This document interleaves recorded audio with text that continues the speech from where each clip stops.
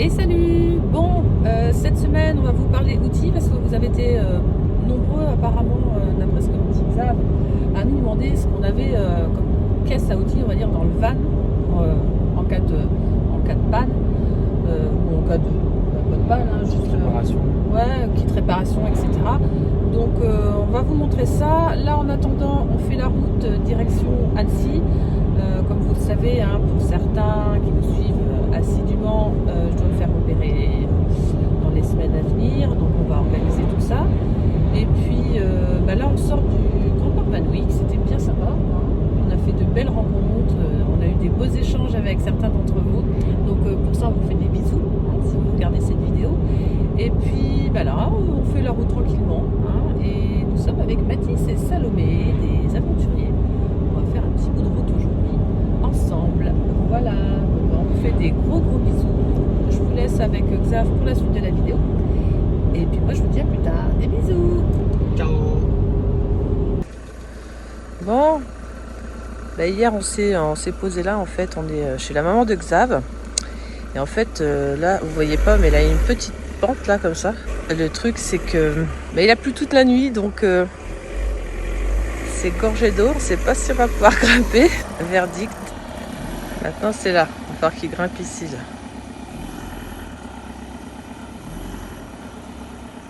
Allez Sacha.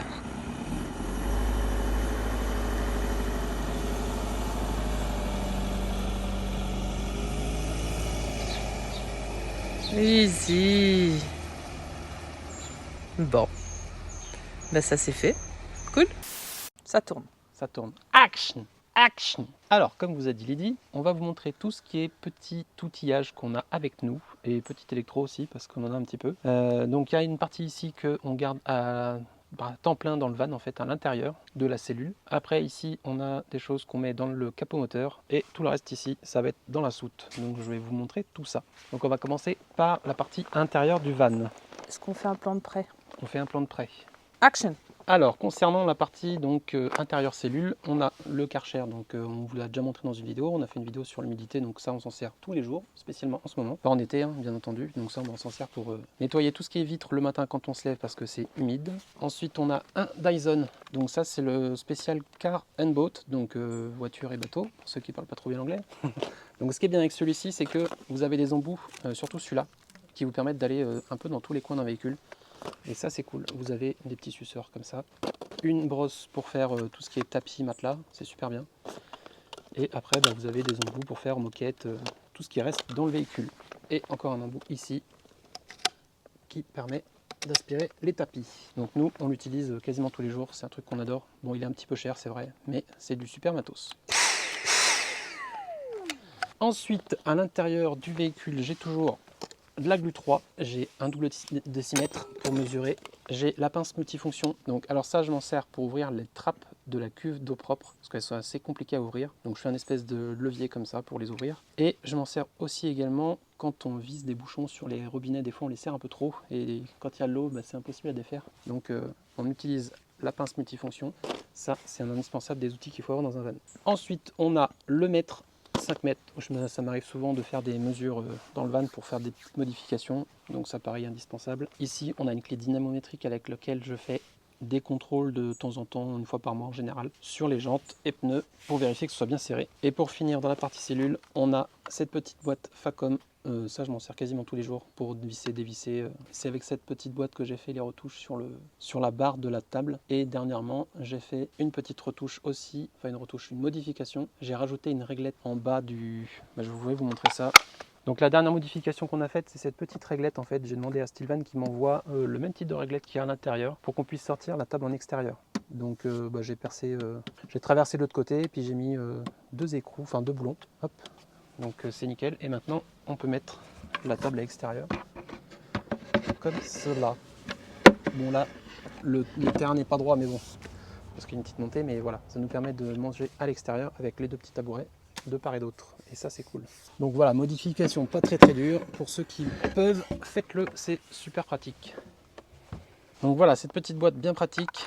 Donc vous avez tournevis, vous avez un petit cliquet, vous avez tout ce qui est écrou, et après vous avez du torx, du plat, du cruciforme et du clé Allen Donc tout ce qu'il faut pour faire un petit peu de bricolage.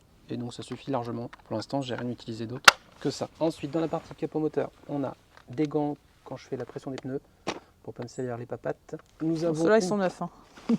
Oui, ils sont tout neufs, hein, ceux-là, je viens de les acheter. Pardon. Super.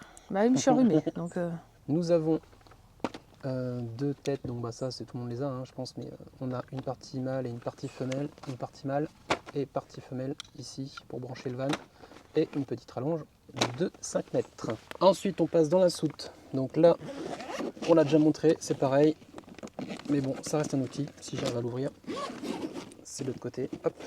Donc on a le chargeur Noco Boost Pro, donc c'est le GB150. Il nous sert tout simplement en cas de panne à repartir. Donc on branche ça sur la batterie, les deux cosses et ça redémarre.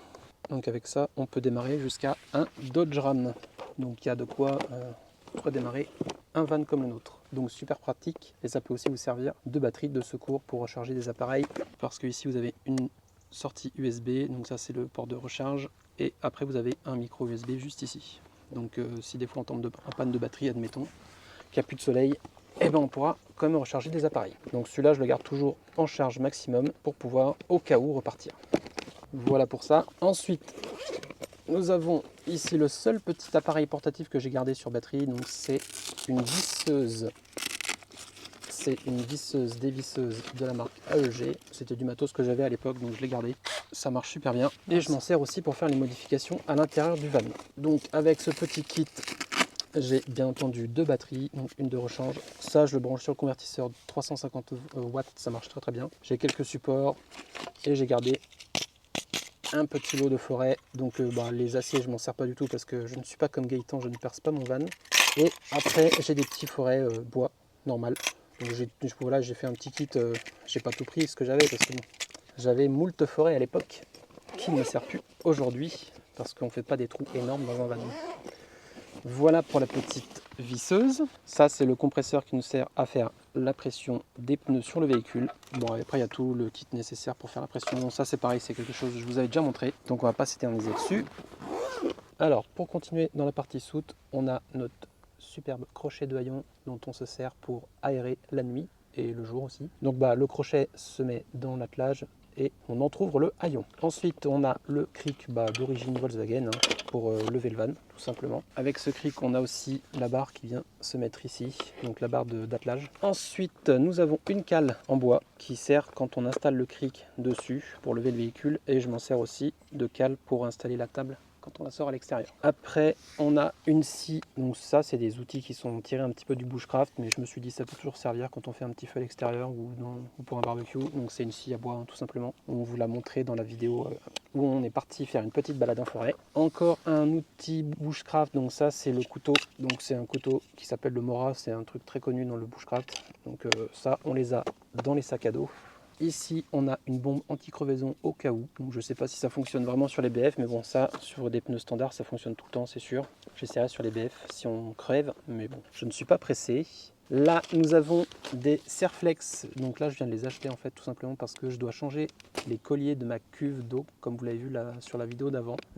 J'ai des colliers en acier à l'intérieur et le Tanko 3 dégage de l'ozone et donc attaque l'acier. Donc je vais les remplacer par des Serflex en plastique. Après, nous avons une raclette télescopique. Donc ça me permet de nettoyer le pare-brise. Je mets un petit coup aussi sur la toile pour enlever le gros de l'eau. Et puis après, je l'essuie avec ça. Et ça me permet aussi de nettoyer le panneau solaire. Donc je monte sur mon petit tabouret et puis je nettoie le toit avec ça, très pratique. Ici, on a un triangle, jamais servi.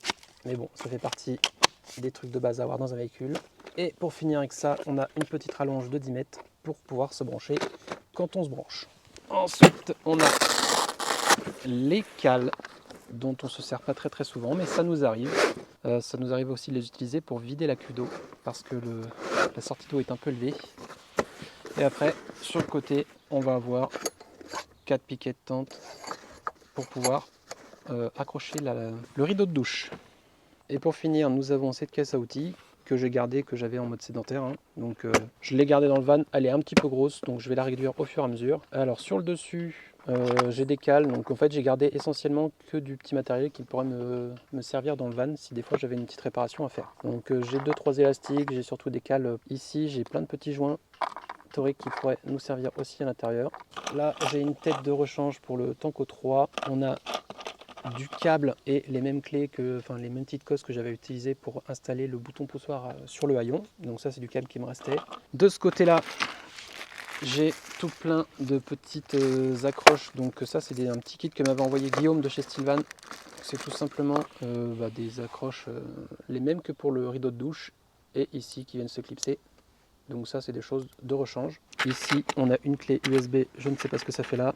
Ensuite, j'ai des fusibles de rechange, des cosses pour serrer les câbles. Donc ça, c'est des trucs que j'ai utilisés pour mettre tout ce qui est Tanko 3 et le détecteur de gaz. Et après, on a un petit peu de visserie qui est compatible que la même chose qu'utilise Stilvan en fait, des petites vis Torx.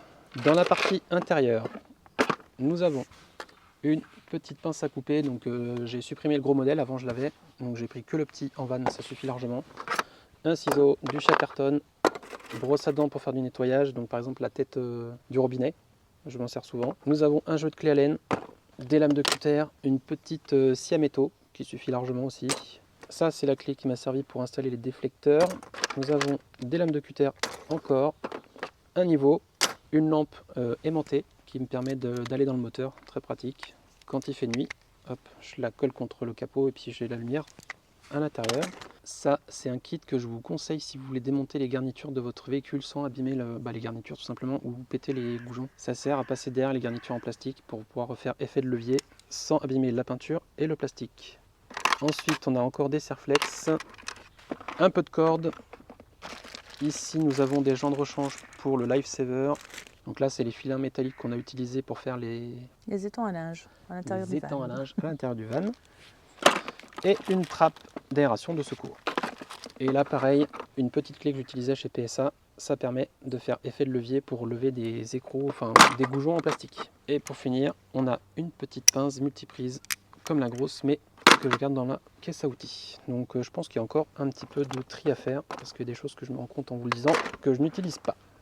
Pour finir, dans la caisse à outils, nous avons du journal pour allumer les barbecues. C'est pas pour le lire. On a un petit peu de l'huile, tout usage qui lubrifie un petit peu.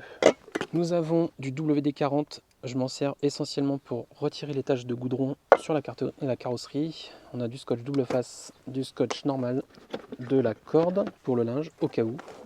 Nous avons une bombe Facom qui permet de lubrifier les joints des portières et du toit relevable. Donc ça, c'est hyper important, surtout quand on arrive dans la partie hiver. Donc ça, je vous conseille vraiment. J'ai aussi une bombe neutraliseur de rouille. Je m'en sers un petit peu sur les surfaces qui sont susceptibles de rouiller. Ensuite, on a cette sangle à cliquet qu'on utilise très souvent quand on fait des pleins d'eau pour bloquer les boutons poussoirs. D'ailleurs, on a montré cette petite astuce dans une de nos stories Instagram que je vous invite à aller voir. Et puis, par la même occasion, abonnez-vous à Insta si vous voulez nous suivre plus régulièrement. Fin de mon intervention. Après, je pense que je vais m'en séparer, mais c'est un pistolet à colle, donc sur batterie.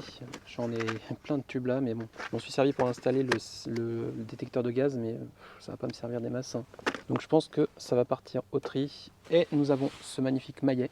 Donc ça, c'est pour planter tout ce qui est sardines, forcément. J'avais un marteau à l'époque, mais ça ne sert à rien d'avoir un marteau dans un van, parce que je ne plante pas de clous dans mon van, et puis je me vois mal taper au marteau dans le van. Donc voilà, j'ai juste gardé un maillet, pour moi c'est suffisant. Pour finir, nous avons une peau de chamois et ce jeu de clés. Donc je m'en sers pas souvent parce que pour l'instant le van est neuf, donc je fais pas encore de réparation, donc ça je vais le garder pour l'instant et on verra à l'avenir si ça me sert. C'est tout ce qu'on a dans le van. En termes d'outils, c'est absolument pas sponsorisé.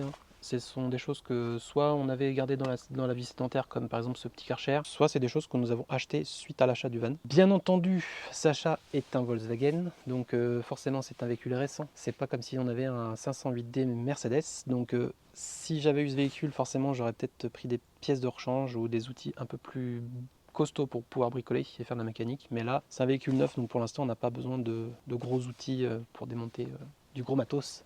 N'hésitez pas, si vous avez des outils que vous prenez dans vos véhicules que je n'ai pas cités, à les mettre en commentaire pour qu'on puisse échanger, parce que vous avez forcément des bonnes idées aussi. Ça serait intéressant d'avoir votre avis sur les outils que j'ai là et puis pour ce que vous avez pris vous aussi. Donc n'hésitez pas à laisser un commentaire sous la vidéo, qu'on puisse échanger ensemble. Voilà, on espère que cette vidéo vous a plu et qu'elle vous a apporté encore. N'hésitez pas à vous abonner à la chaîne, mettez un petit pouce en haut Et puis rejoignez-nous sur Instagram pour ne rien rater. On va bientôt repartir sur les routes parce que Lydie, on a une date, elle va se faire opérer le 15, c'est ça?